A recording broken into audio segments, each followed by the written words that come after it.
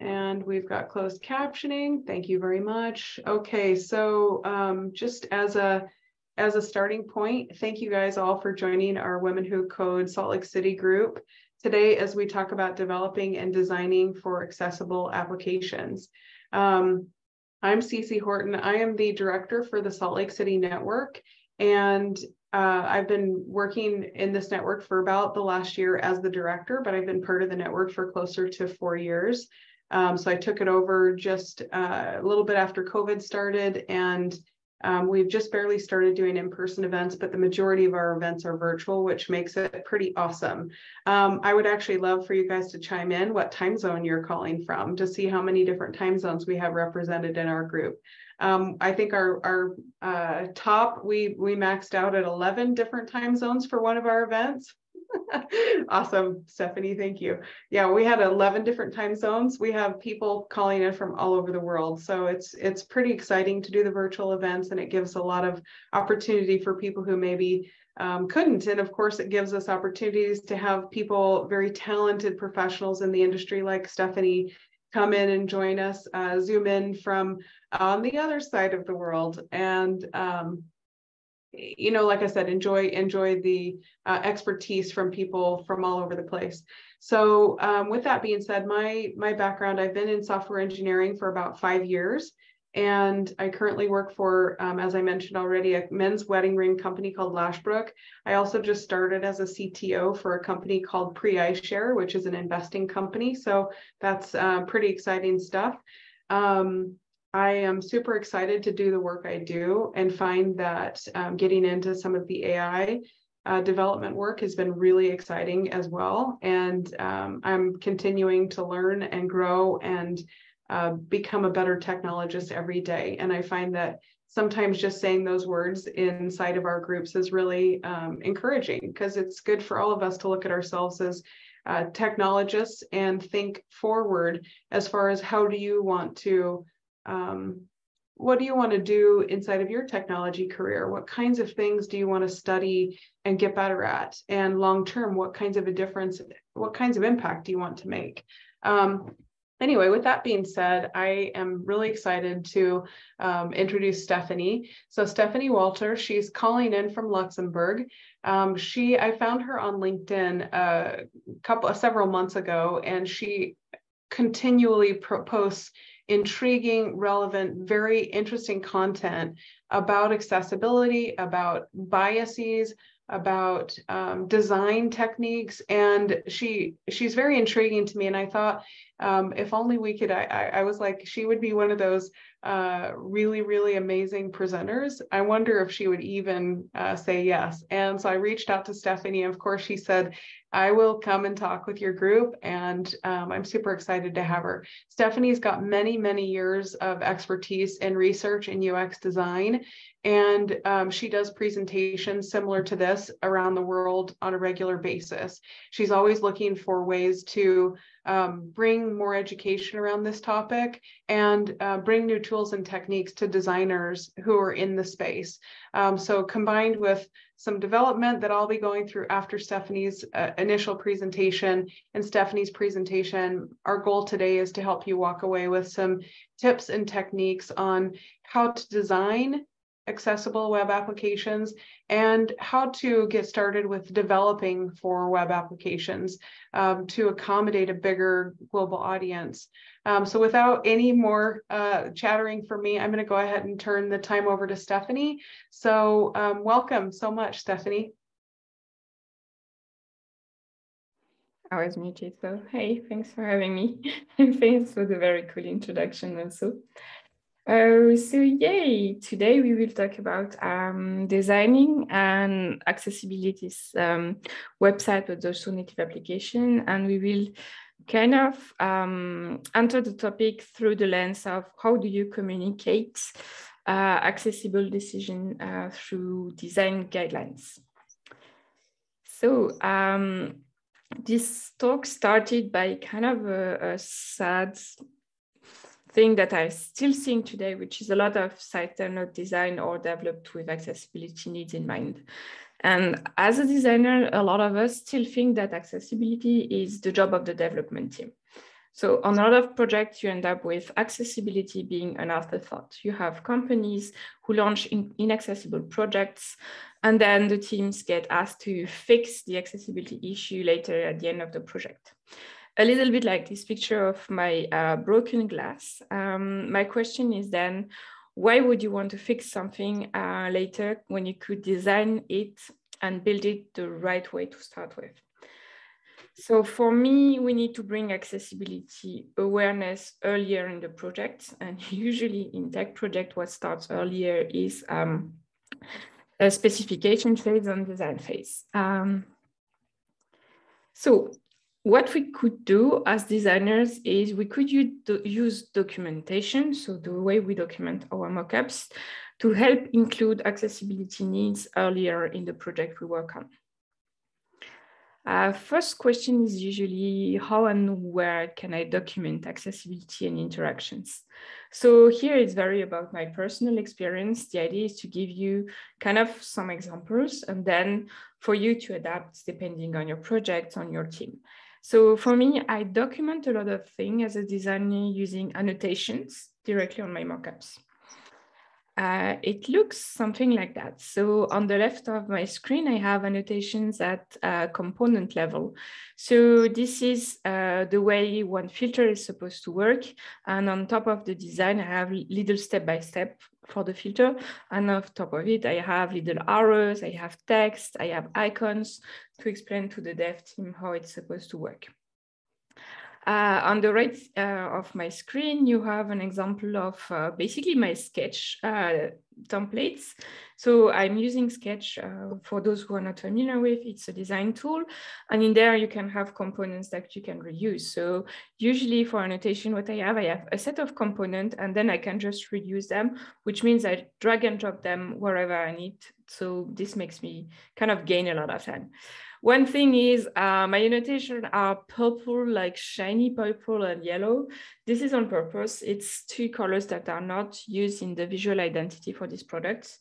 And this one, I can make sure that the developer understands that sometimes the kind of bright neon purple stuff on the screen is annotation and not part of the design. Second level on annotation is sometimes directly on the page. So that was at component level, but then I also designed full pages, and then I would again put some annotation on top of the mockup. So then I duplicate the mockup. I have one clean version for the development team so they can check the functionalities. And then here at the bottom of our screen, I have the same one with those little areas to understand what are the different details. So there's real content behind the gray area. I just can't show it to you because it's an actual project. So when you think about accessibility and when you think about documentation, for me, in order for it to be useful and used, you really need to ask your team about what would work for them. There are many different ways we can imagine. So here I have my documentation directly in the sketch files, and then the dev team have access to the sketch files. You could imagine having some documentation in Jira Ticket, in Confluence, maybe on some project, you have PDFs, Word, Excel. If your designer is using Figma, you can also document directly in Figma, you have comments, all of that. So there's a lot of different ways. The goal is really to understand the format that works best for your team, because we don't document stuff just for the fun of documenting it. It's really so that we have a mean of communicating with the team how it's supposed to work. And then again, documentation is not a substitute for talking to people, for communication. So even if you have like great documentation, it's still important to present the mockups, to present the documentation, to talk to your development team. So what we have in my team, we have our weekly meeting. It was today, every Thursday, where the developers, they show some demos of what they did. And then I have also some time where I would show the mockups, show the things I have in mind. And then we would discuss together, is this technically possible? Is it not? And then we have those kind of alignment sessions. And this is where we have a lot of kind of back and forth. And at the end of the day, the documentation is just kind of a reminder of what was discussed. So I don't document things that were not discussed before with the developer. It's really like we had a discussion about interaction, how it's supposed to work. And then documentation is just reminding in case they will implement that stuff in 6 months, they might have forgotten about that discussion. So then they have this documentation to remember. So that's kind of more generic documentation. Let's now talk about what we could and should document for accessibility purposes. I split this in 4 different categories to help navigate this: visual design, interaction, wayfinding, and content. So on the visual design side, usually when you think about visual design, you think about colors. So the first thing I usually do as a designer is try to make sure that all my color combination have a sufficient contrast ratio. So here it's supposed to have a contrast ratio bigger than 4.5 for 1. So I have this tool that is called Contrast Color Analyzer. I'm checking the background and I'm checking the text on top of the background, and I want to have it past this thing basically. So here, even if it's an orange, the orange is working because it's dark enough. So that orange text can totally work on a white background. It has enough contrast so that it's going to be comfortable enough for people to read it, even if they have different kind of disabilities. When it comes to visual identity, often you don't only have one color, you have a lot of them. So what I like to do on some projects is to kind of build this color matrix. The idea of a color matrix is you have the same color horizontally and vertically, and then at the intersection, you have the contrast ratio. The big red stuff here, it means do not pass. It basically means I cannot use those 2 colors together for text and background. So if I take my orange here, I can totally use it as a background with white text with different shades of lighter version of this orange, but then I cannot use it with my shades of gray text. And it's the same for this orange, but it's the opposite. I can't use it with white text, but then I can at some point use it with different other things. So it's very interesting because then on a project, when I have colors, I know exactly if I have a white background, what kind of color can I use on top of it? If maybe I'm going to use one of those oranges as a background, I need to be careful because then I cannot use all my other color palettes. I can only use certain one of those to make sure that the contrast has, the color contrast has sufficient ratio. To make it a little bit more clear, usually I also document this at component level.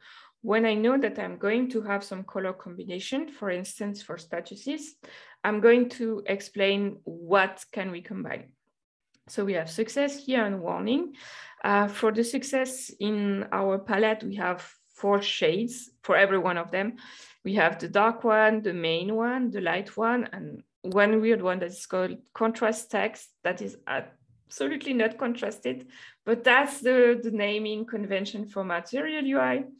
I just took the names from the developers. I'm not questioning it because then at least it's the same name as they have in their tool, so it's perfectly fine. And here what I'm documenting is I'm basically explaining that we can use the dark version, so the one here, with either a white background or on top of contrast text, and the other way around, which is then with examples in here. So it means for every single one of those, so success warnings, we also have errors and information. We always can use the dark on top of white or the dark on top of contrast. And then if we use the contrast as a background, we need to use the dark again. So this is very kind of, on one side, I have my documentation of all of the combination possible.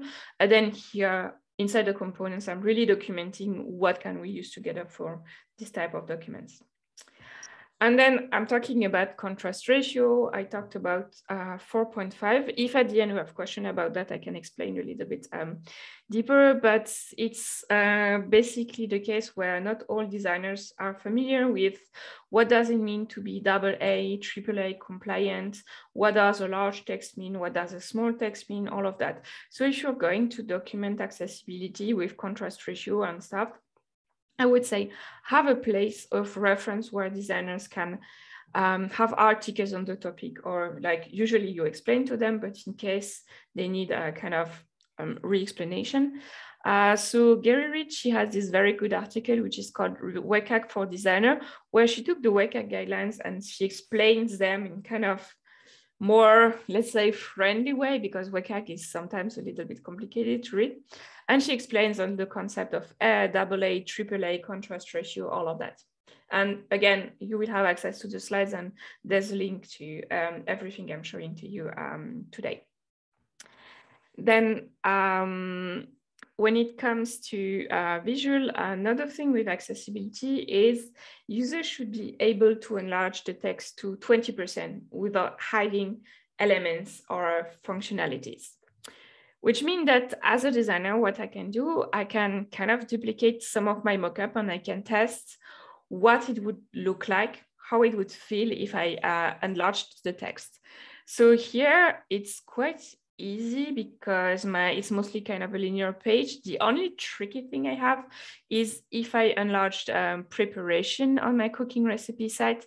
On the regular version, I have 4 columns, but if I make that bigger, it explodes. You can't keep 4 columns with that with double the size. So this, if I enlarge the text, it has to kind of wrap another way around. I'm going to adapt it on 4 columns. So the cool thing is it would be tedious to do this manually, to enlarge all your mockup texts. The amazing people at eBay created a Figma plugin that is called Include. And you have different accessibility checking tool in there for designer. And one of these tools is the text resizing. So what you do is you're taking your mockup, you pass it into the tool and you click on copy the design. It will do something like that. So here it enlarged my design and you see what completely exploded. And indeed, like my, this doesn't work. I need the, my text doesn't work. The bullet point will be a little bit under it. And here with my 4 elements, it can't work on this line. So I need to have kind of 2 columns instead of 4. So that's the idea behind that. You might not have to do all the mockups, but it's something you need to check at least with developers, that to make sure that when the user is resizing the text, it's not going to explode. On the design side, there's a couple of things that you can do to avoid having issues in the future. So the first thing is avoid fixed size buttons. It's also super annoying for translation. So don't have buttons that are fixed size. Make sure that the button is going to be able to adapt. Then when you enlarge the text, you don't have any problem. Avoid fixed height boxes. Otherwise, if the text is going to be enlarged again, you have an overflow, part of the text will be missing. And then avoid truncating the text. Make sure you keep the hierarchy. If you have a high level title, it should be bigger than level 2. That should still be bigger than level 3, etc., etc. So that's for the design. The last thing on the visual part is regarding colors, but I will come back to that when I will talk about form elements. Color should not be the only way of conveying information, which means that if you have something that, like a status change, for instance, where you only have a color change, then some people who are colorblind, for instance, they might have issues. So on the visual design side, also make sure that you have multiple ways to convey the information. And yeah, I'm showing you an example in 2 minutes. So second category, interactions. What can we document and what should we be careful about as designers? So as designers, there's a lot of interactive states that we need to think about.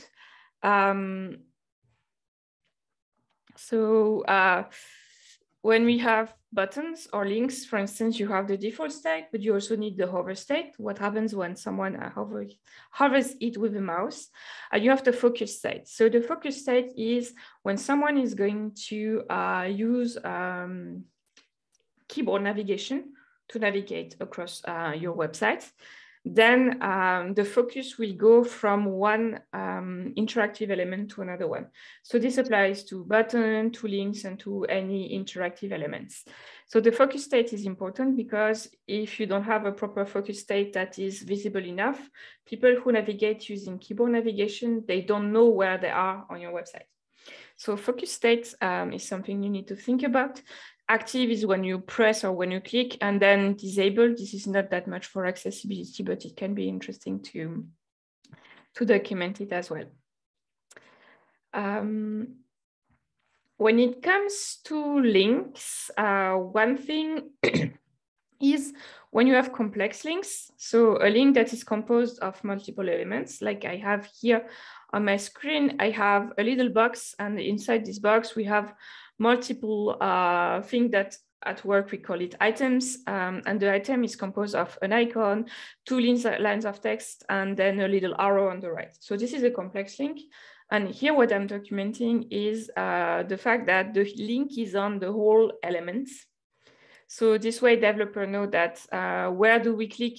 We click on the whole thing. We don't click only on the title. We don't only click on the icon. We click on the whole thing. So that's important. Otherwise they might wonder like, okay, what's the clickable element in here? So if you have links that are on a whole element or a whole item, also this is the stuff that you can document so that they know how to implement that. Then when we talk about interactive states, there's also more than just buttons. You might have checkboxes, you might have radio buttons, so form elements. Here, you also have a lot of different states that you need. You need the default, you again need the focus. What happens when it's focused so that the user, when they navigate to it, then they can activate or deactivate this checkbox by hitting space. Checked, disabled, unchecked, which is default. And then you need the same one that are disabled. Disabled checked is weird, but it's like at some point someone was able to check this box, but no, they can't check it because I don't know, it's later in the process. There are multiple reasons why. Then you have this disabled checked. And one thing that we usually add that doesn't exist in HTML, but it's something that you see a lot when you have tables where you have multiple actions on table items. We have undeterminate and undeterminate disabled, which is when you have a couple of row on a table and checkboxes for each and one of those. And then you want to check them all at the top. You need this little thingy here to say, oh, half of this table is checked, the other one isn't checked. So this is usually something like that. And then again, radio button, a lot of different states. Then when it comes to form elements, and this is where I wanted to give you the example, you need to make sure that you don't only convey the information when there's an error, for instance, or when there's a success or information, or even the focus only with the color. So what we have here for the focus is we change the color, it's orange, but we also double the size of the border. So default border is 1 pixel. When it's focused, it's orange and it's doubled. So this is 2 ways of conveying information. Then for the error, we actually have 3 ways of conveying information. We have the color, we have a message, and we have a little icon, and the same for the other ones. So again, when it comes to input, you might have your default input in your mockup, but in order to actually build that input, the developer will need all of the other information, focus, field, read-only, errors, success information. Maybe you have warning, stuff like that. That's at component level. And then when we start going more deep into the actual design, we might also need to document how this is going to be used. So on the right, I have the example of one of my input field that is used into filter for years from 2. And then in here, on top of having what it looks like, I'm also documenting the exact text. So UX writing, please enter a year number, for example, 2022. This is important because when there's an error, one of the best practice and also accessibility guidelines is the user needs to know what's the error and how can they correct it. So here you have the error, you have the field, it's close to the field, and then they know how to correct it. It's because you have an example. And I'm also putting the error case if user enters something that is not a year with 4 digits, and if user enters letter in that field, which should not technically be possible, but sometimes we have weird stuff. Then for documentation, if you have developers with you, they can help with a couple of things. They can help with what's the correct HTML type that you could use. Do we have autocomplete, autofill, legend, field, grouping, markup, all of that.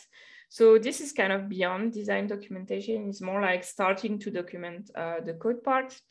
And on the right, I have an example where I'm saying for the select, we use the native HTML select. For the date range picker, we are going to use type equals date, which is going to trigger the native date picker from the browser.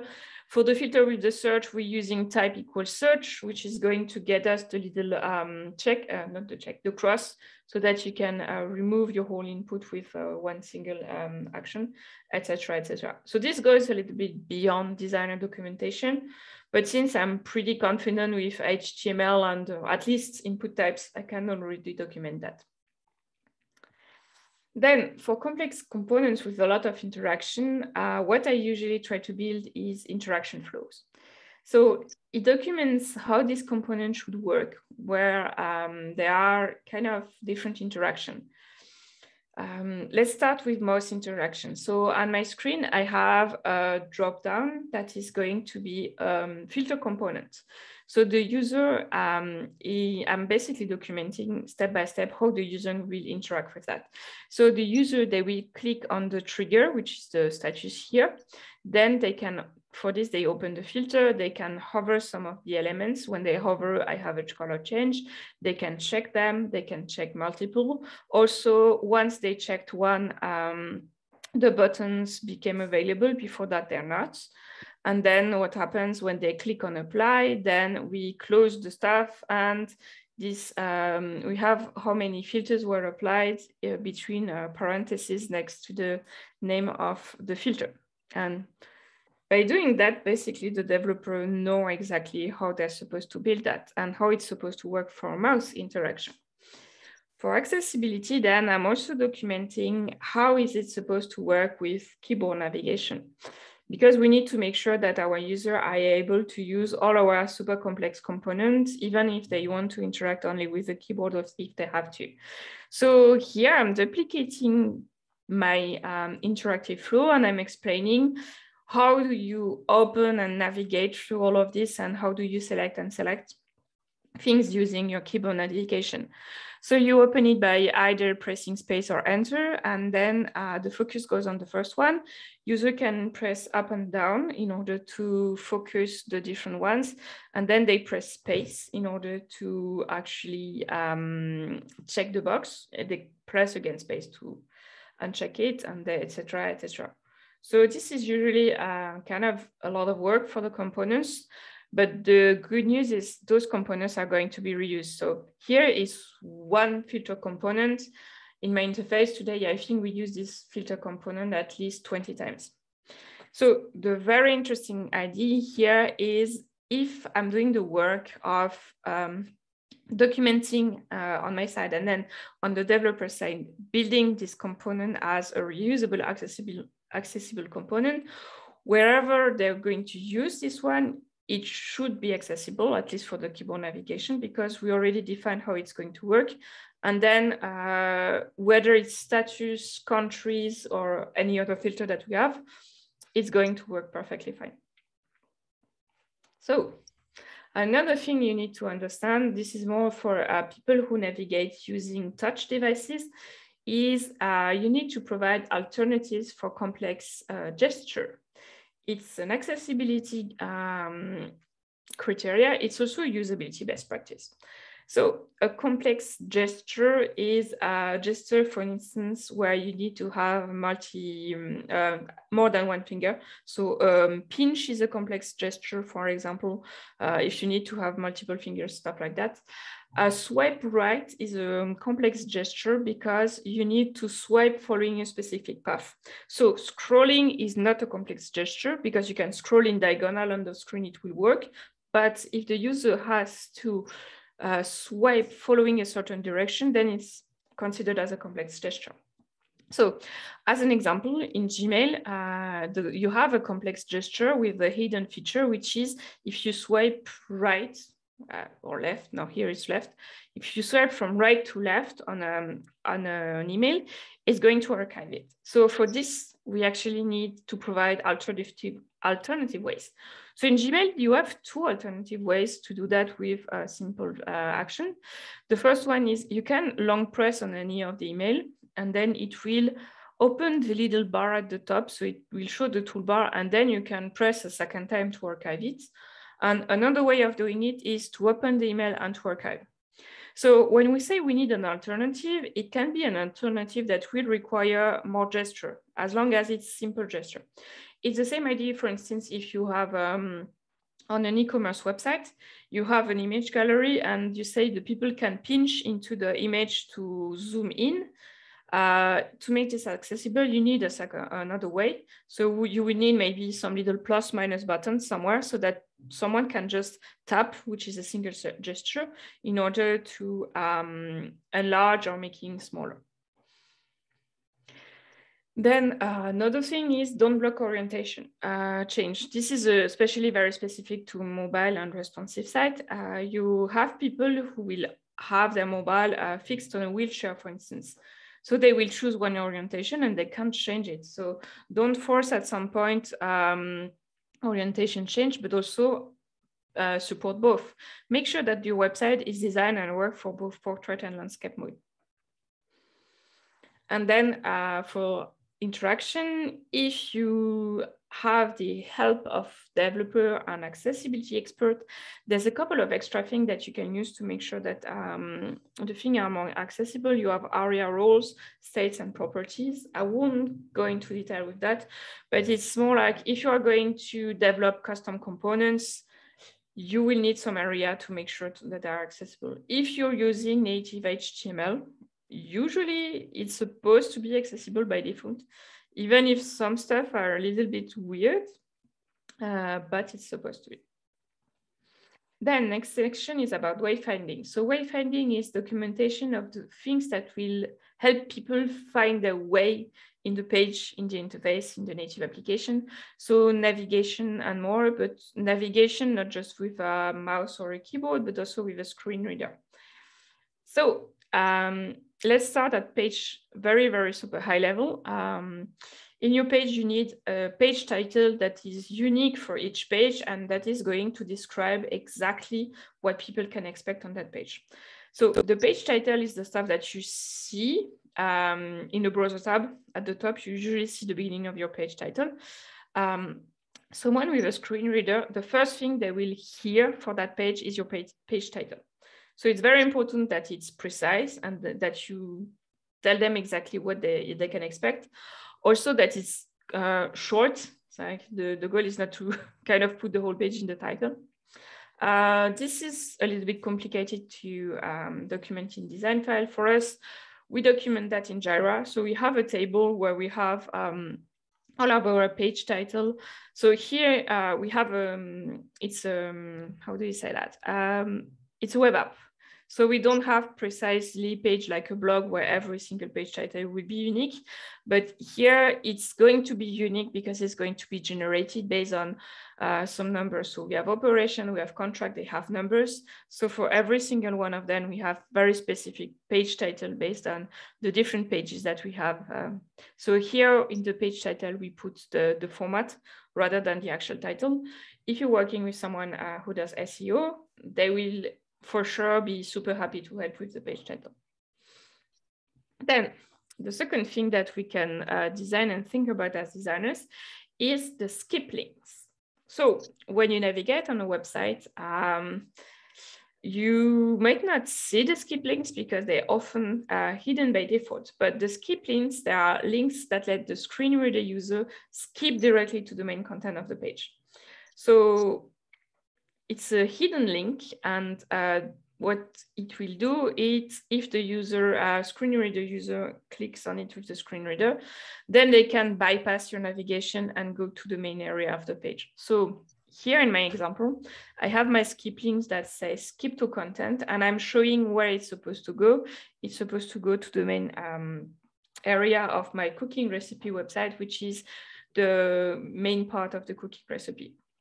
So they're invisible by default, but they are usually often visible when you have someone who will navigate with keyboard navigation. So usually when you navigate with keyboard, the first thing that you should find on the website is the skip link. And then again, it's the same idea. You can hit the skip link and avoid going through the whole navigation with your keyboard because you already know you want to see the rest of the page. So as designer, I can document where the link is.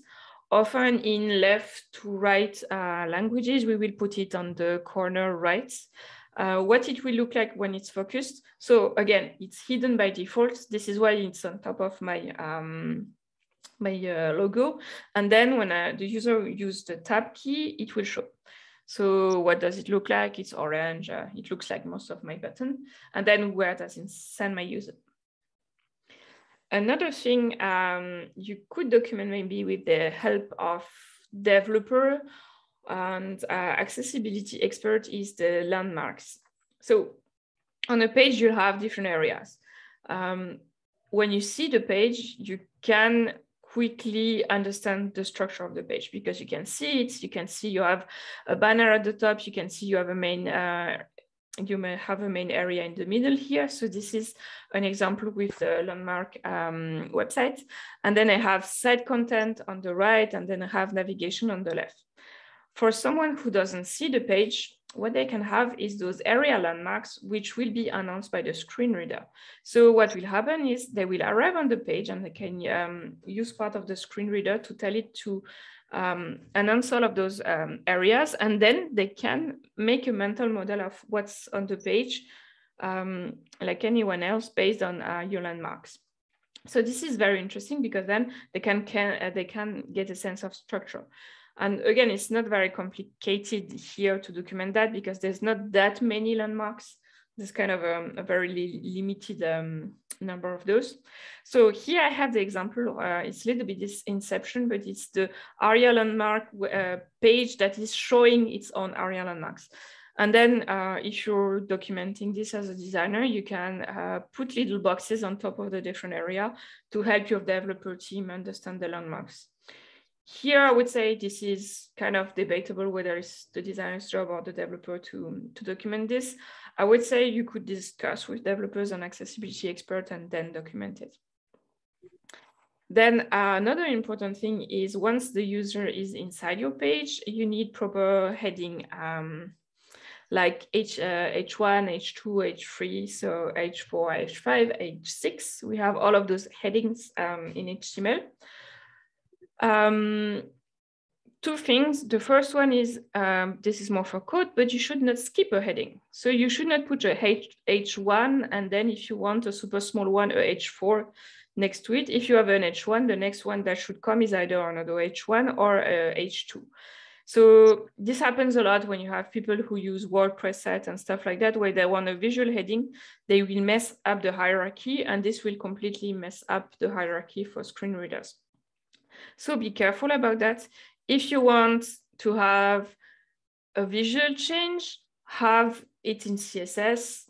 Don't put H3 because you want something smaller all of a sudden. Then here on my mockup, what I can do, so I have, again, my example of my cooking recipe site. I use my little annotation with a little arrow to say at the top of the page, I have my title, which is going to be H1. Then ingredients and preparation step, which be H2. And then I have each step will be H3. So I have H1, H2. I have another H2, so that's okay. And then under this H2, I have H3, etc., etc. And if I have even titles, then it should be H4. So I have two ways to do that. I have my little annotation, and also on the right of my screen, you have my styles in Figma. And then again, in the styles, I'm going to name them. It's lacks contrast, unfortunately, but it's like H1 small, H2 small, H3 small, etc., etc. So also the naming of my style, I usually use already H1, H2, H3, so that if other designers are going to reuse them, then they have the proper one. And then for the development team, it's also easier. So what you need to understand usually is for a website or also native application, you have three different orders. You have the order of your source code, which is how the developer will develop that. You have the visual order, which is the order of your mockups and the order in which the CSS will arrange the block on the page. And then you have the semantic order, which is the order. So it's two things. For screen reader, semantic order is going to be the reading order. It's going to be the order in which the screen reader will read the page. So the screen reader is able to read the whole page. And then semantic order for keyboard user is going to be focus order. So the focus order, not like the screen reader order, it will only go through interactive elements. So you can't focus a piece of text, you can't focus an image unless there's a link around it, etc., etc. And these two orders are very important because they need to make sense for the people who are going to navigate your site with a screen reader and with keyboard navigation. So again, at page level, if you have a very, very, very complex page, like this is an example from Microsoft documentation, which is SharePoint, you can document the focus order at page level. So they used annotation to do so. And here they helping the developer understand that the focus order should start on the left side of the page. It should go through the whole banner at the top. So 1, 2, 3, until 8. Then it goes into a second section from left to right, 12. Then it goes strangely at the bottom of the page to return. I trust them. Maybe they tested that and it makes sense. Then it goes into navigation. Then it goes back on the right side on this kind of toolbar. And at last, it goes through all the interactive component of that table. So that's interesting because there's a lot of interactive thing into here. So it's important here to document how it's supposed to work to make sure that you have a focus order that is going to be logical. So that's at page level. At components level, sometimes I need to document the focus order when I have super complex components. So here in my example, I have a model. And inside this model, I will have an input at the top and then a lot of checkboxes. So here I'm again documenting this with annotation. So on the left, I have an example that I did by hand in Sketch, where I drag and drop my little annotation marks in pink, and then I put the number, so 1, 2, 3, 4, 5, etc. We start with the input. We go through all the checkboxes from left to right, from top to bottom. That's one way of doing that. If you're using Figma, there's a very cool plugin. I think it was created by the Microsoft team. I'm not sure. It's called Accessibility Focus Order. Then it helps you do that directly. You select an element and you add it in here, then you can just select them. The cool thing is you can reorder it. So if like me, the first time I did that, you forget one, you don't have to change all the number by hand. With the Figma accessibility plugin, you can just like reorder them in the plugin, which is very, very convenient. So it's a little bit easier in Figma.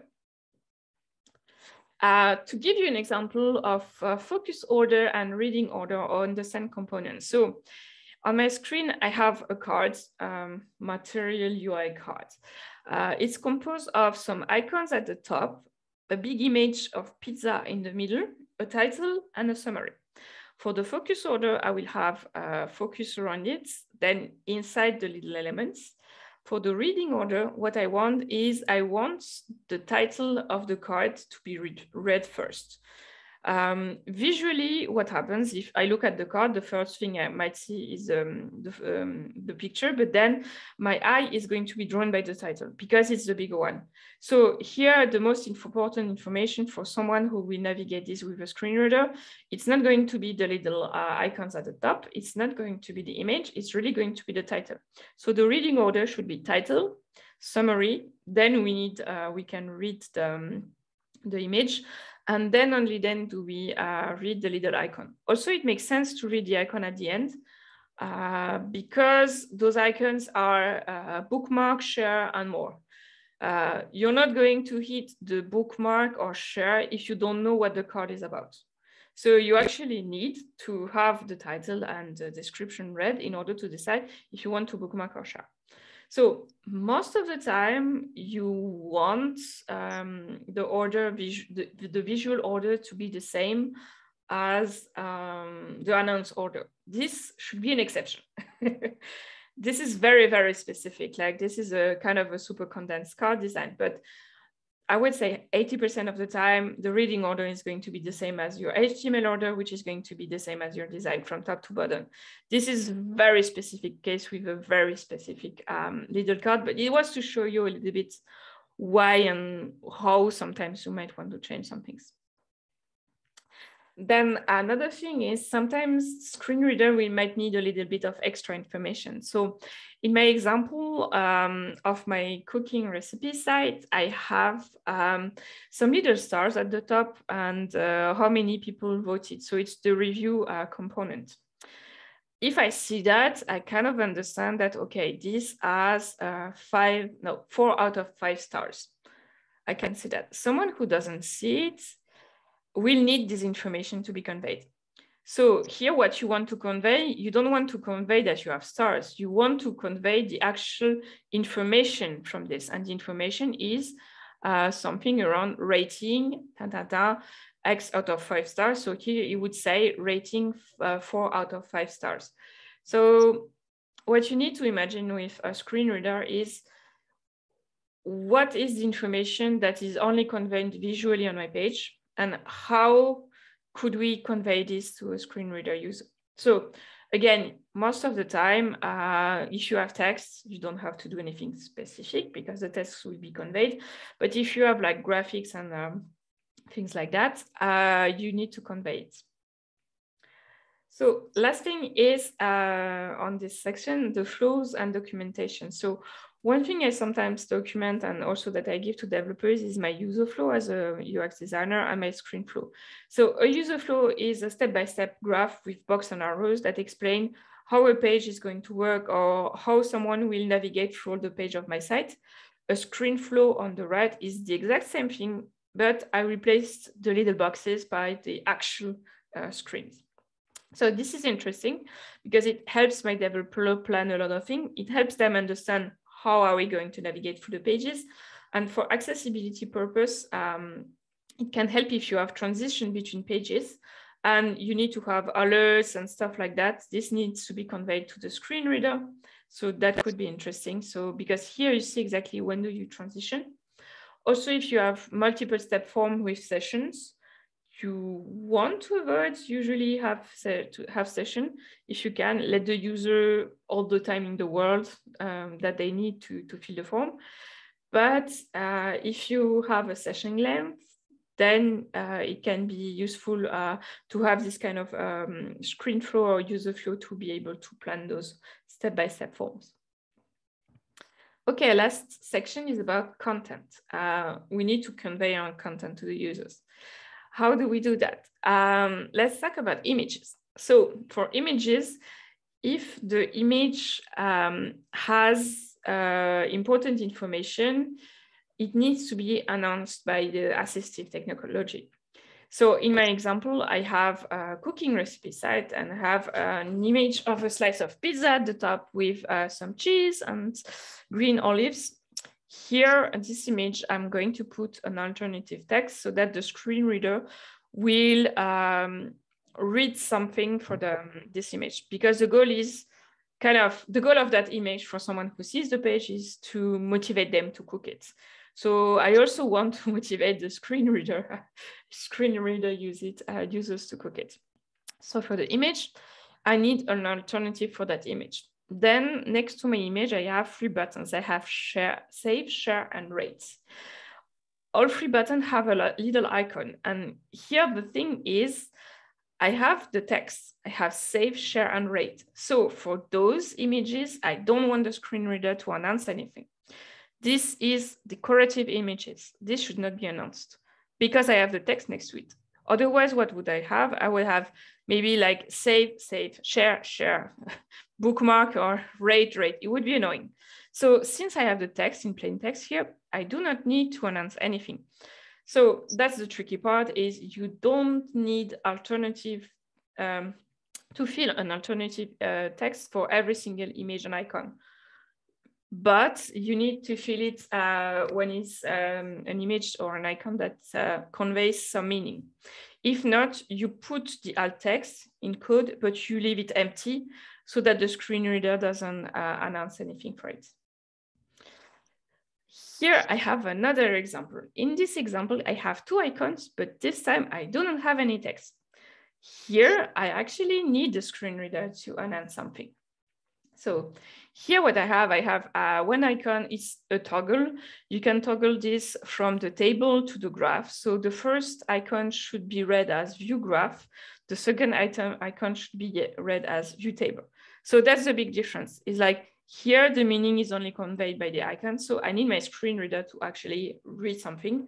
On the other example, I had the text, so I don't need it. For multimedia content, you need extra things as well. So if you have videos, you want to have captions. If it's recorded videos, you can have also subtitles. Difference between caption and subtitles is usually subtitles is something you create after, and then you input it on the video when you upload it, while caption is what we have today is live. So. And then you have transcript. Transcript is a full text version of what is going on in my video. And then it's the same for audio only content like podcasts. You also need a transcript to make sure that the people who can't listen to it, who can't hear it, can actually access this information as well. Then we have some moving contents like animations. So animations are fun until they're not anymore. What you need to understand is some people have vestibular disorders, some people are neurodivergent, and animation can be overwhelming for some people. So here for animation, some best practice is if you have animation in the different operating system, you have an option to reduce motion. So what you can have is if the user chooses to click this option, you have some CSS or JavaScript code, and then you can reduce the animation or completely remove them. So to give you an example, on my website, by default, I have stuff moving around my head as an animation, and then I have a plant that is growing up while I scroll down, which can be triggering for some people. It's kind of parallax. So what happens when the user reduces the motion? If I come back to the top, I completely remove the animation around my head. So this is turned off. It's not moving anymore. And there for the plant, I removed it. I have kind of a less triggering animation, which is a gentle, smooth in where the plant is appearing slowly. So that's the thing with animation and transition. You don't need to completely remove them, but you need to have kind of a lighter version of them so that it doesn't trigger motion sickness. And here it's a little bit complicated to communicate that with developer. So here I would say it's stuff that you usually fine tune in the browser directly with them. If you have content that is moving for more than 2 seconds, and that starts automatically. So videos, sliders, scrolling content, blinking content, user needs to have an option to pause it and to unpause it. So for instance, here, let's say on my cooking recipe site, when I click on a step, I have a video and it autoplays.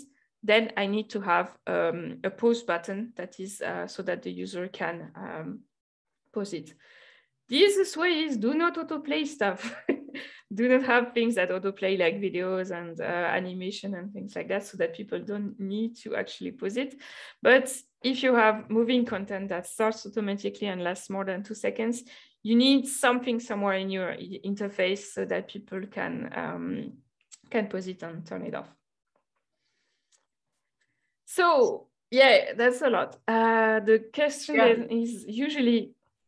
So Stephanie, we are at time, and I would like for you to take just 1 second just to maybe kind of wrap up, because we've talked about a lot of different things, and I know in my mind I have so many different questions, but I feel like you've covered so much great content for developers as well as designers, and given everybody here on this call a much broader scope of what accessibility means. So I think if you wouldn't mind just kind of summarizing like a take home for everyone when it comes to designing for accessibility, like what are some of the most important, or what's like the most important thing as you're thinking about building accessibility for end users? For me, it's about starting super early in the process. It's really that, because it's very costly and complicated to fix it.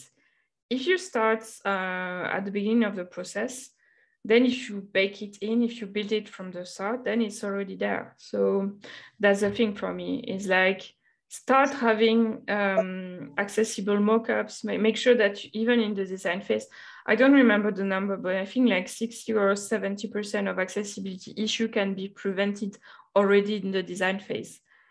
So that's already a lot. So if you can prevent most stuff in the design phase and then in the development phase, then this is why for me, this is why I took the angle of documenting. Because like when you document, first you need to kind of become an expert on accessibility in order to document it. So you have to learn it. And then you can also use this documentation to explain to the rest of your team how it's supposed to work, to give good example, things like that. Yeah. So this is why. No, I love that. And I love that you brought up that percentage as far as 60 to 70% of the accessibility issues can be tackled inside of the design. One of the things that kind of to bring it home so that we can wrap up our call, one of the things as developers that a couple of things that I wanted to share, the things that you covered in your slides here and in our conversation directly impact and influence the way a developer works. Now, some developers have the benefit of having a designer to work with, and some developers don't.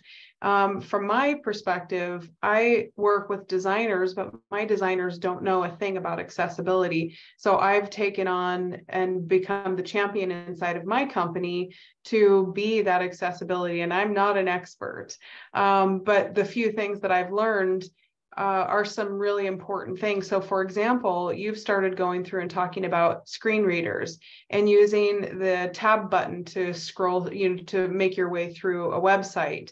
Some of those things are really, really simple to implement on the code side. And you can use tools like one of the tools that you brought up inside of your presentation was the Axe developer tools, or DQ. That's one that I use every single day.